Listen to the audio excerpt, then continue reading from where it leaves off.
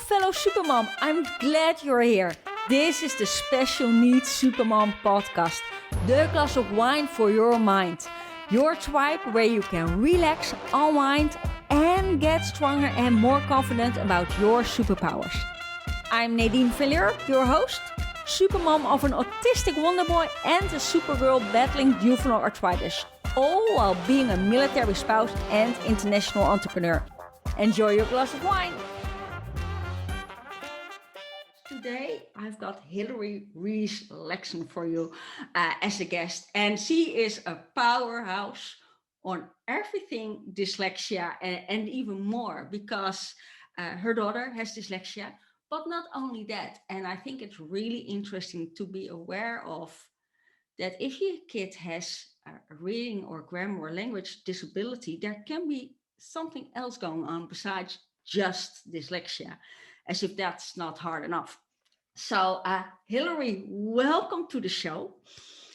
Can you tell the guests a bit about yourself? Hey, Nadine. Thanks so much for having me. Like you said, my name is Hilary Laxson. I'm a mom to a child that has severe dyslexia, and I currently live outside Atlanta, Georgia.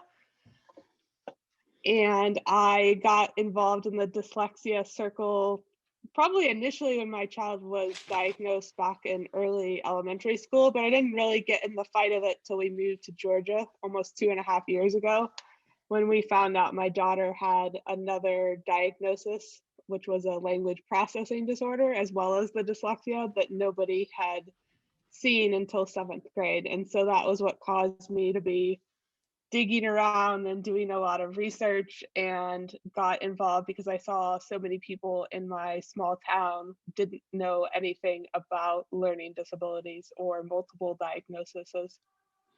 Yeah, so how did you become aware of that there was something else going on besides dyslexia? Right, so a lot of people who have dyslexia end up hiring private tutors, and I originally lived in California, and I hired a private tutor for my child when she was 7. And when we moved to Georgia, I was moving to a small town outside Warner Robins, Georgia, which is a major US Air Force base. And so I figured there probably wasn't going to be anyone in the area that had the training coming from San Diego, where there were so many more people exposed to medicine and speech language pathology and other related things. And so she was working with the same tutor remotely on Zoom long before COVID happened. And about the end of 7th grade, my tutor said, there's something else going on here. She doesn't seem to comprehend reading. And when she said that to me, I was like, well, she has to comprehend reading. That's what I was thinking. I started to pick it apart, because I, at that point, had already had 2 neuropsychology evaluations, one when she was 6, one when she was 9. So I knew exactly what the baseline of her IQ was, and none of that indicated that she had any kind of intellectual deficit that would explain the reading comprehension issue. Yeah. So I took her to my pediatrician and I said, something else is going on here. My tutor thinks she can't comprehend reading.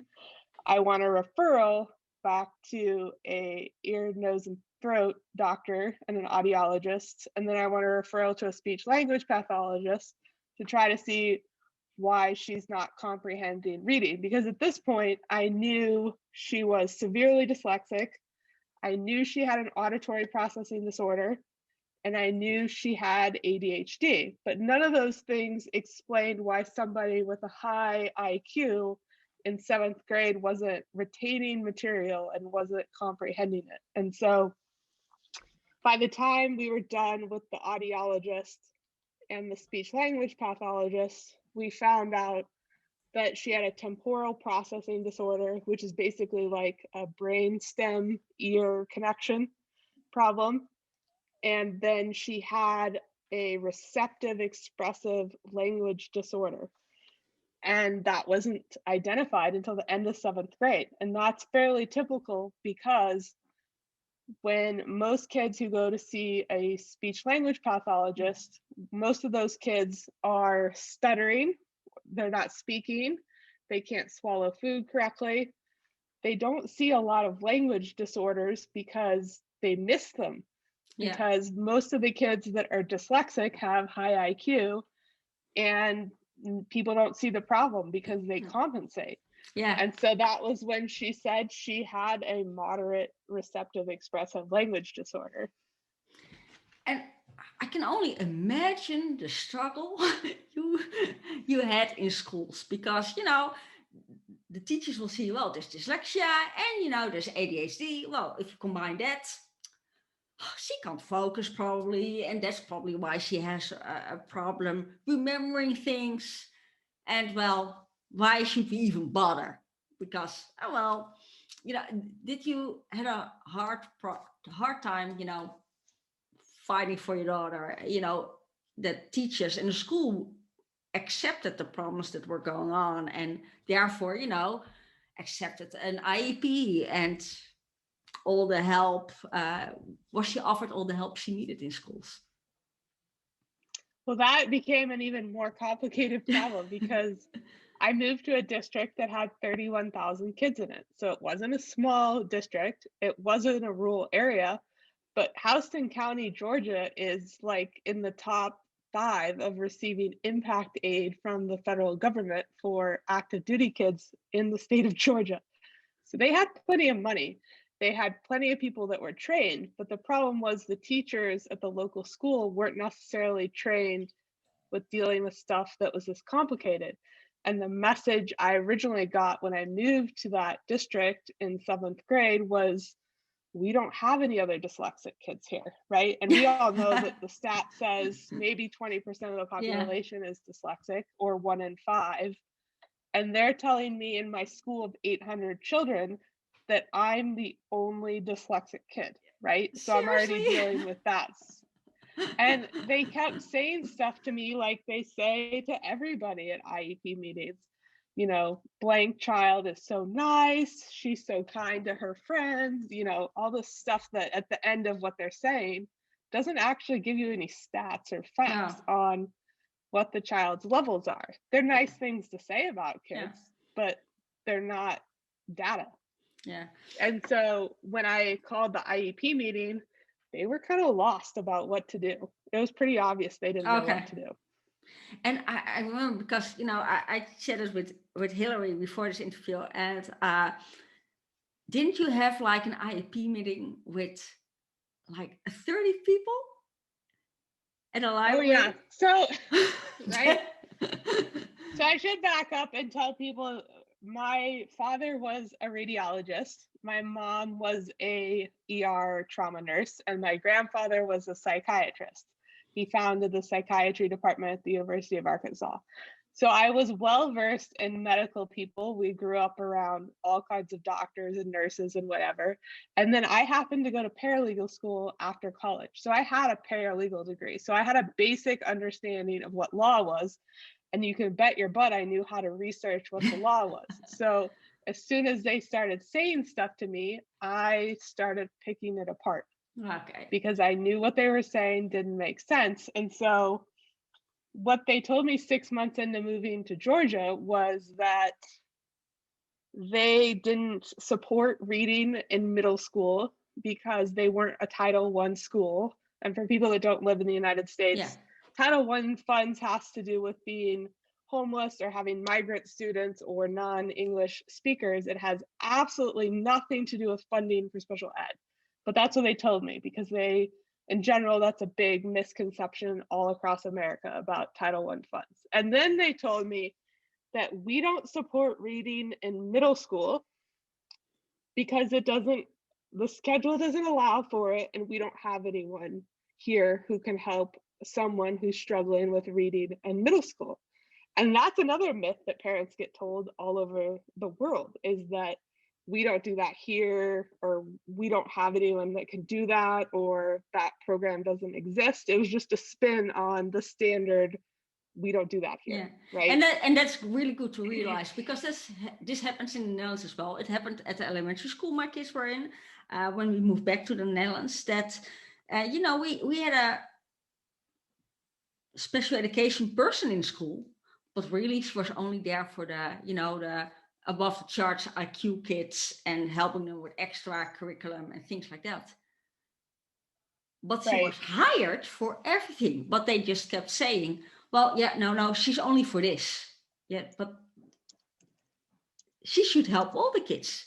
And not only the kids with, that need the extra challenge or anything like that. And you see that a lot of parents, if somebody tells you, well, we don't have anything or anybody, they will stop the fight because they think, oh, well, apparently this is not a thing, or, apparently they don't have to.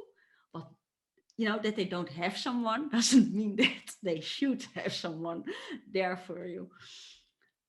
So Well, and that's true. Like, I don't know exactly how the federal funding works in the Netherlands for that, but like in America, an IEP is a legal contract, and attached to any legal contract is funding.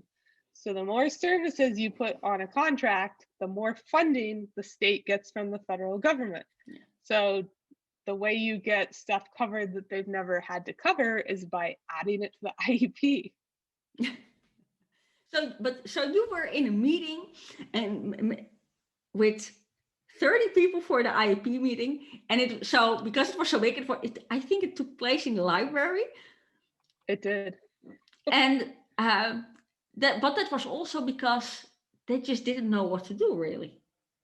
And that's why all those. Well, that's why there were so many people there. Because like I said, I had been here for about 6 months.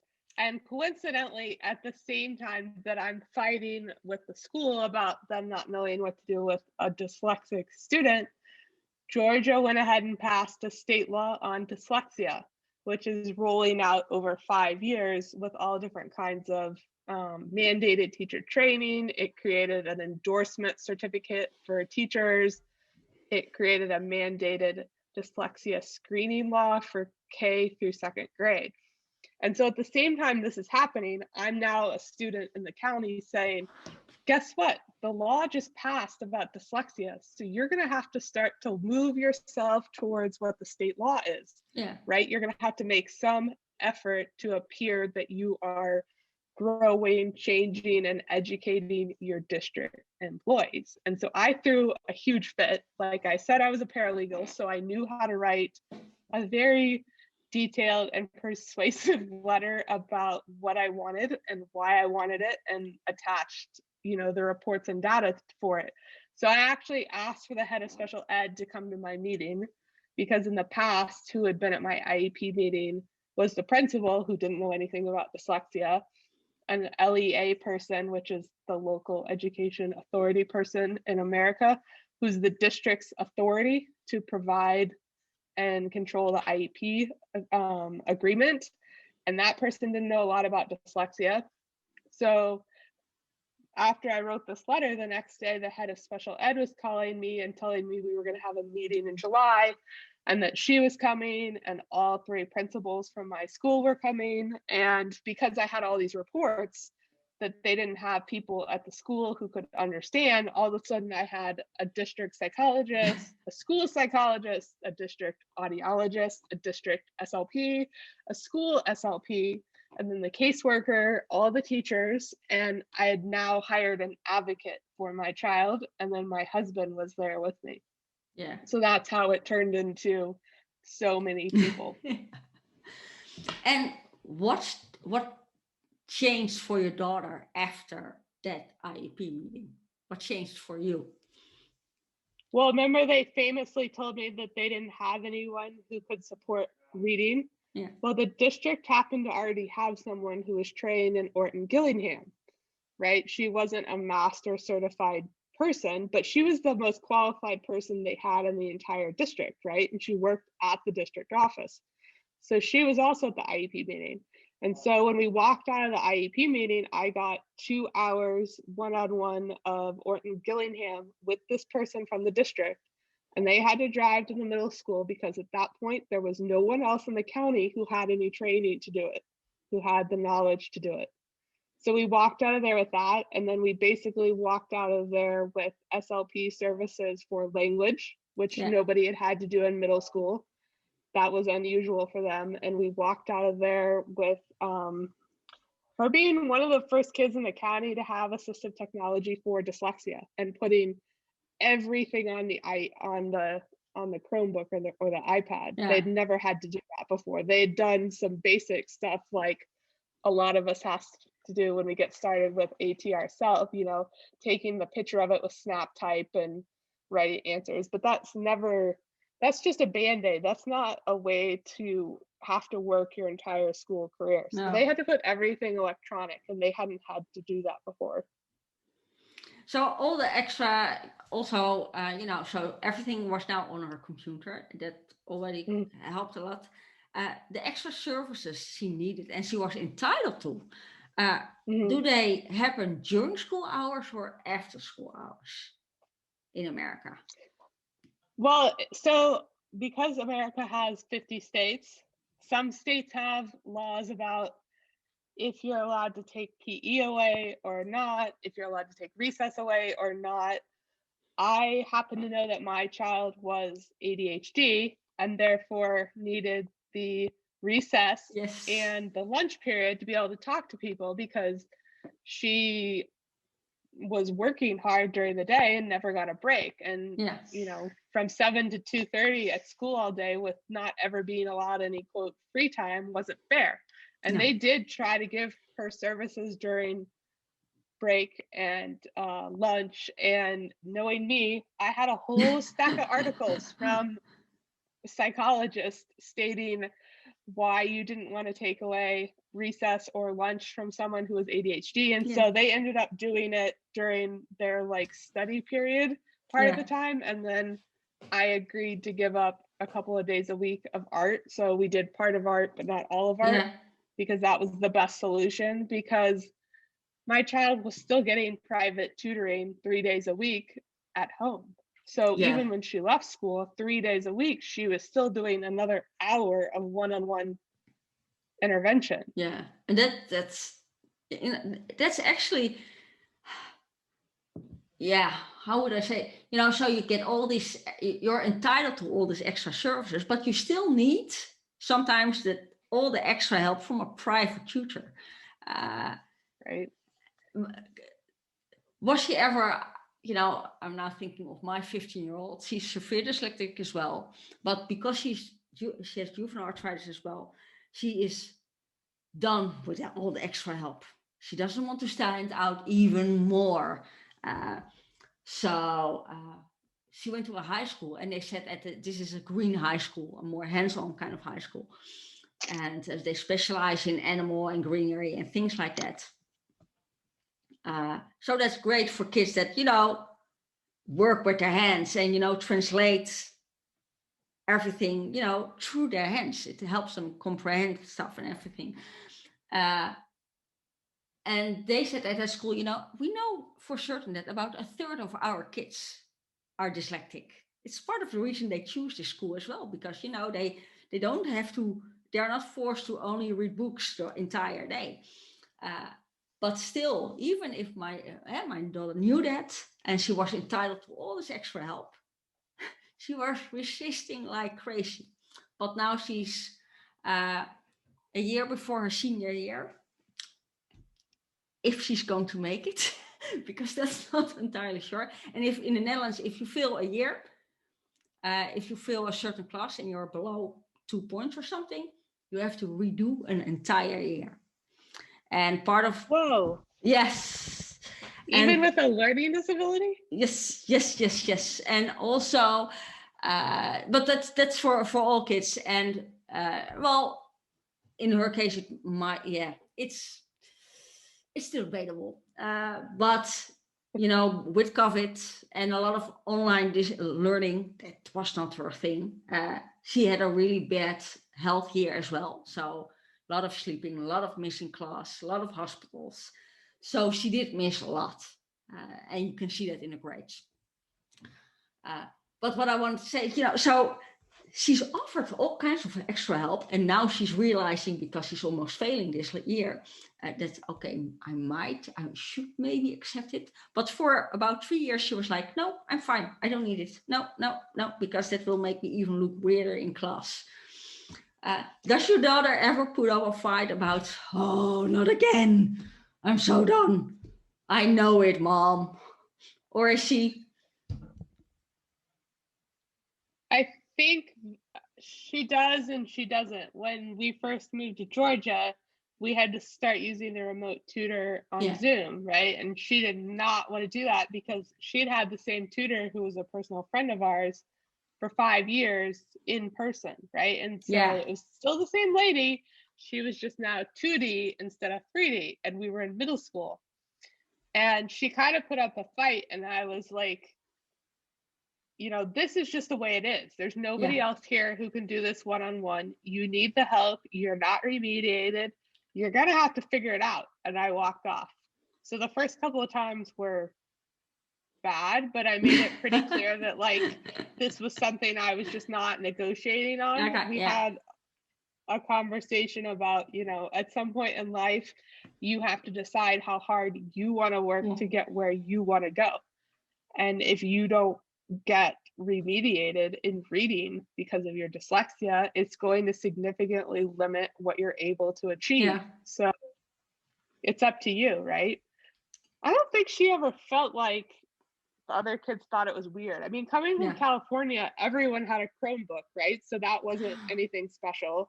Everything was done remotely. But then here, she did hide the iPad inside of a spiral notebook a lot because she didn't want people to see it. But I don't really think people cared. I mean, why wouldn't you want to have an iPad instead of paper? Yeah. But it can be weird, For her, it was like, I already have a wheelchair that makes me stand out. I don't need, a computer with a hearing device that also. And at a certain, because she had so many health problems, we were already like, okay, for now we're going to focus on this and not putting on the fight for that part, because getting her to use the wheelchair was already quite a deal. So, since that IEP meeting, going back to that IEP meeting with all those people in the library school, how many years ago was this? That was almost 2 years ago now, this summer. And can you see what's changed in school for her, besides your daughter, in the way of the services they provide, or is it still every parent battling for their own rights and them saying, well, this is not available, but it is available? Can you see that there is, maybe slowly, but there is a change going on, because now the Georgia law is there for dyslexic kids and things like that? Can you see a change happening, or? In that county specifically, there was a huge change, because part of the noise that I made and some other people made that county send 65 teachers to an Orton Gillingham training. And so now in that county, every special ed ELA teacher has taken this OG class, and it's 40 hours. So it's a basic understanding of OG. It's by no means for somebody that's severely dyslexic and autistic and has a lot of complicated stuff going on, but it was a step in the right direction. And so in that county specifically, most of the people, I started a group called the Middle Georgia IEP Parent Support Group with another mom who happened to have a child with autism and dyslexia, and then another child with dyslexia.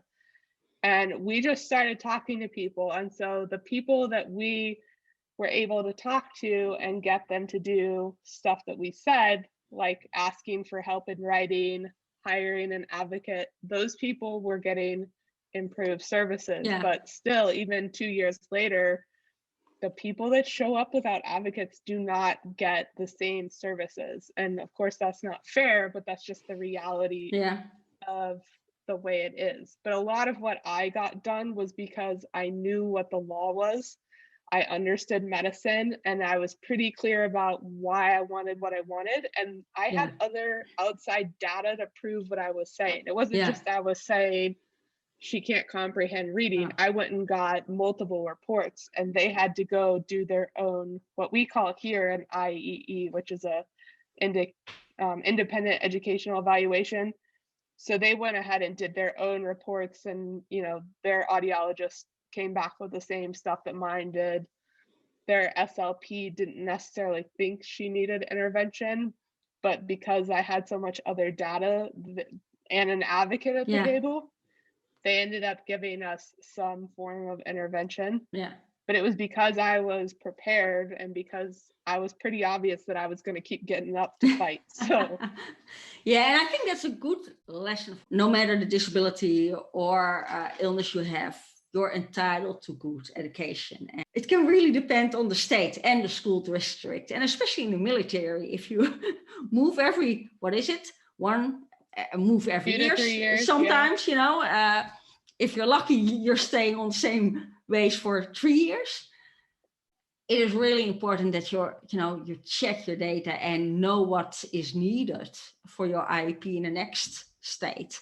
And like you already said, an advocate is so important, because if you're not trained yourself, and you were already a paralegal, so if I had the knowledge 5 years ago from my daughter, it would have been a total different situation. So how's your daughter doing now in school? So she just finished 9th grade, and part of why we moved to Atlanta was we were in that small rural area, and she's actually at a school for kids that have ADHD, dyslexia, or a language-based learning disability. And this is the only school that's specifically for language-based learning disabilities at the high school level in this state. Oh, yeah. So when you get to the high school level and you start looking, there's a lot of like schools that accept children that have learning disabilities, that do well with the ADHD accommodations and stuff like that. But when you get into the more complicated cases at the high school level, it's very hard to find. Like there's one here, there were several in Phoenix, Arizona. There were several around San Francisco, and one like in Colorado. That was where I kind of started looking. So we moved up here to go to a private school. So there's only, I think, 30 kids in her grade. And during COVID, we had a weird schedule where we spent a lot of time in pods instead of switching 6 or 7 times a day. So she did really well this year. And luckily, this is Georgia, so we all went in-person school, and they got a waiver because of the kind of students that were at the school. Because a lot of the schools in Atlanta did, the whole rotating virtual, not virtual thing, the dance all year. And we were in person the whole year. So she had a pretty normal year, other than wearing the mask and, some other stricter stuff. But she's mostly remediated now from the dyslexia. She reads on grade level. Her writing is pretty typical of somebody with a language-based learning disability, and she's about a 6th or 7th grade level as a 9th grader, and that's fairly typical with kids with learning-based disabilities or language-based disability. Yeah, I see that with my daughter as well, Part of the fight with the IEP was that when we started picking apart like what the problem was, it became obvious the huge discrepancy between her writing skills and her oral skills. So if you ask the same question twice, your oral skills, you got an elaborate answer, and the written skills, you got a 3 or 4 word sentence. And nobody thought that that was alarming until I pointed it out. And part of what we did over the year of 7th and 8th grade was collecting data about the discrepancy. You asked her this is the answer you got. Then you told her to write it, look at the answer you got. And so there was a lot of education about that to the teachers, because they had never had to deal with somebody like that, or they didn't know that they had a child like that. I do think that a lot of teachers don't know half of the things that are out there, and struggle. No, and how could you? Yeah. So. Well, and so I think one of the lessons I've learned is that it doesn't matter how great your IEP is. It doesn't matter how many services you put on it. You could have the best IEP in the whole world, but the people at public school in general are not going to be on the same level as someone you hire privately. And so when I found out in the end of 7th grade that she wrote on about a 1st grade level, I was kind of alarmed because I Yeah. knew what her IQ was, and I knew, the genetics of most of the people in my family and our Yeah. intelligence levels. And so I hired a private tutor, and from the end of 7th grade through the end of 8th grade, she was doing 4 hours a week of writing, specifically with a private tutor, on top of the 3 hours with the private reading tutor and the 2 hours from school. So if you're keeping track, I'm about at 10 hours a week of one-on-one intervention. Wow. And a lot of people are like, whoa, that's insane. Like, how could she do that? And it took a year of sacrifice and it Yeah. cost a lot of money, but I got her up to a 6th grade level Yeah. within, about 9 months working Yeah. with this person. And sometimes that's what it takes. So your daughter also went to a kind of a special high school, and did it help her? So prior to going to Howard School, we did know a couple of kids in California that were dyslexic. It was never like the whole class was dyslexic. Yeah. Definitely down in Perry, we didn't know anyone who was dyslexic. There were a lot of kids that they said they had reading issues and they were getting everything read aloud to them, but they didn't have a 504 or an IEP, which was a whole other strangeness in itself. Yeah. But until we got to the Howard School, we weren't in a classroom with dyslexics. And it's pretty funny because the first time we had what I'm going to call a play date, because I don't really know what you call them when you get to high school. I had 4 dyslexic kids in my car and they correct each other. It's pretty funny because they correct each other. Like, sometimes with dyslexia, you retrieve the wrong word, right? Yeah. But the other 3 of them knew what the first one was trying to say. So it's interesting that they each have their own strengths and weaknesses and they're correcting each other. And now a lot of times I get stuff thrown in my face like, well, I'm just dyslexic. I think differently. Yeah. So I think it's changed my child a lot and made her a stronger individual. Yeah. I will say that we do have a history of anxiety in my family, but I don't have anxiety and I don't believe that my child does. But a lot of kids that we, in dyslexics in general have a really high rate of anxiety, whether it's the anxiety was caused by not being able to read or it's genetics. No one really knows, but she does have a lot of friends that have more anxiety than she does, I will say.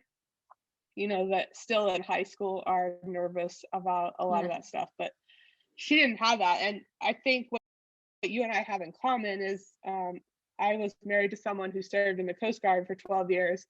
So I've been connected to the military for 20 plus years. And I spent my summers in Coronado, which is a huge military town.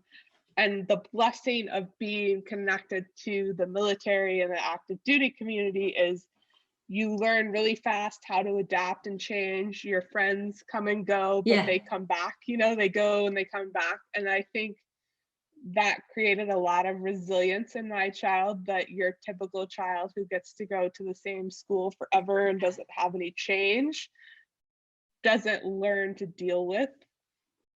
Hello, fellow Supermom. Nadine here. I hope you enjoyed this first part of the Dyslexia podcast with Hilary Laxson. We talked for over an hour, so I decided to cut the podcast into 2 more bite-sized parts of about each half an hour, because if you're like me, you probably don't have an hour to spend. And the first podcast is really, the first part of this series is really more about dyslexia in general, and if there perhaps is an extra thing going on with your kid, like a comprehensive reading disorder, and the struggles and how you make sure your kid gets what he or she deserves. The second part of the podcast is really about if you're active duty or still joined with the military and you have a kid that is dealing with dyslexia, what kind of services are available and what you're entitled to, what you can do, and we talk about that more in specific in the second part, and that will be podcast number 43. This is podcast 42, and the second podcast will be uploaded next week. So just to let you know, if you're enjoying this podcast, the Special Needs Supermom, please subscribe and please review this podcast, because it will really help the ranking of my podcast, and therefore it will be easier to find for fellow Special Needs Supermoms like you. So rate and review. Let fellow supermoms know about it if you really like it. And please, send a review and let me know what you think. And I hope you enjoy this podcast. Bye. This was today's episode of the Special Needs Supermom Podcast. Enjoyed your mental glass of wine? If so, please subscribe, rate and review the show, and recommend the podcast to other Special Needs Supermoms you know could use that mental glass of wine as well. Until next time, fellow supermoms. Cheers, Nadine.